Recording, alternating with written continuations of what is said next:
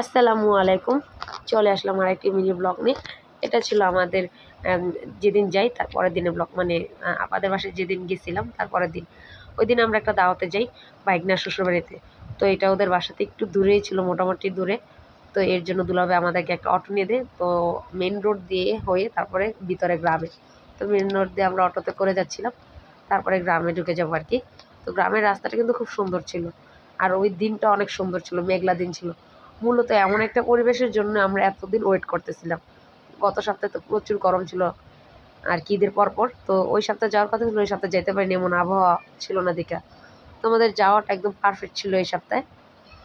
তারপর আমরা ওই রাস্তা পার হয়ে ঘাটে চলে আসি, মানে যে ঘাট আইসা আর কি, এই ঘাটে যে নদীটা দেখা যাইতেছে, এই নদীটা পার হয়ে আমরা অপোসাইডে যাব। এই ঘাট না, সাথে একটা ঘাট আছে। আমরা ওই সামনে ওই যে একটা টিনের ঘর দেখা যাইতেছে একটু দূরে, আমরা মূলত ট্রলারের মাধ্যমে ওইখানেই যাব, পার হয়ে আর কি ওই ঘরটার ওইখানে যাব। তারপরে সামনে হচ্ছে আমার বাইকনা শ্বশুর বাসাটা। তো আমাদের ট্রলার চলে আসছে ঘাটের সামনে। আমরা এক এক করে সবাই ট্রলারে ওঠার জন্য প্রস্তুত হচ্ছিলাম। সবাই আগে চলে গেছে, আমি সবার পরে আসতেছিলাম। এত বাতাস ছিল ওই দিন, যা বলার বাহিরে। সাথে আবহাওয়াটা তো একদম বোনাস। সবাই ট্রলারে উঠে পড়ছি। এই তো ট্রলার ছেড়ে দিতে, ট্রলার ছাড়ার প্রায় 10 মিনিটও লাগেনি, 6 কি 7 মিনিটে 8 মিনিটের মধ্যে আমরা নদীটা পার হয়ে যাই। নদী পার হয়ে এখানে যে সাঁকো দিচ্ছে, সাঁকো দেওয়া সবাইকে একে একে নামানো হচ্ছিল। তারপরে একটু কিছু দূর হাঁটার পরেই আর কি ওদের বাসাটা, বেশি দূর না, 5-6 মিনিট হাঁটার পর আর কি ওদের বাসা। তো আমরা বাসায় যাওয়ার পর প্রথমে আমাদেরকে দেওয়া হয় শরবত, ঠান্ডা শরবত। যেহেতু যতই হোক গরম তো মোটামুটি ছিল, আবহাওয়া ঠান্ডা হওয়ার পরও হাঁটার জন্য কিন্তু একটু গরম লাগতেছিল, এই জন্যই ভালোই হয়েছিল শরবতটা প্রথমে খাওয়াতে। তারপর আমাদেরকে দেওয়া হয় নাস্তা। নাস্তাতে আমাদের জন্য ছিল গ্রামের একদম ঐতিহ্যবাহী একটা খাবার, মানে সিট পিঠা আর গরুর মাংস। গ্রামের দিকে যারা থাকে আর কি, ওনারা দেখবেন বেশিরভাগ সময় কিন্তু এই সিট পিঠা আর মাংস তরকারি, মুরগির মাংস, গরুর মাংস, যে কোনো মাংস দিয়ে নাস্তা হিসাবে কিন্তু অতিথিদেরকে আপ্যায়ন করে। আমরা বেশিরভাগ সময় গেলে আপারা কিন্তু আর কি আমার ননাসরা আমাদেরকে এই সিট পিঠা বানায় খাওয়ায়, যদি থাকা হয়। যেমন রাত্রে যদি থাকি, পরের দিন সকালে। তো খাওয়া দাওয়া শেষে জানাবি একটু দুষ্টুমি করতেছিল, খেলতেছিল।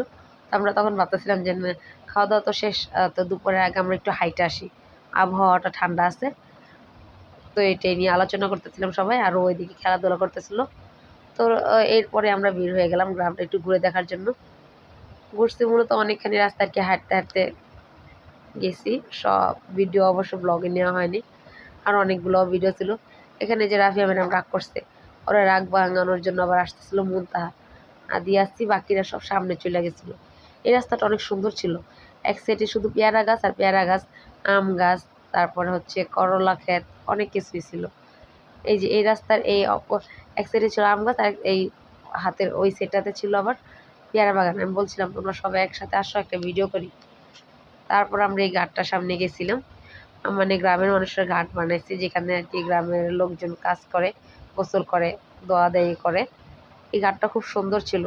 এই ঘাট দেখে আর পানি দেখে আর আমাদের সব বাচ্চারা পাগল হয়ে গেছে, অথবা সবাইরে গোসল করায় শুভ। তারপর ওইখানে ঘোরাঘুরি শেষ করে আমরা আবার ওদের বাসায় চলে যাই। সেখানে গিয়ে আমরা দুপুরে খাওয়া দাওয়া করি। দুপুরে খাবার দাবার এখানে ছিল গরুর মাংস, খাসির মাংস, আলু দিয়ে ঝোল করা, মুরগি ফ্রাই ছিল। ফ্রাইটা খুব অসাধারণ হয়েছিল, এক কথায় বিয়ে বাড়ির মতন। চিংড়ি বোনা ছিল, সাদা পোলাও ছিল, সাদা ভাত ছিল। চিংড়ি দিয়ে আবার হচ্ছে চিংড়ি দিয়ে চিংড়ি মাছ দিয়ে হচ্ছে করলা দিয়ে রান্না করা হয়।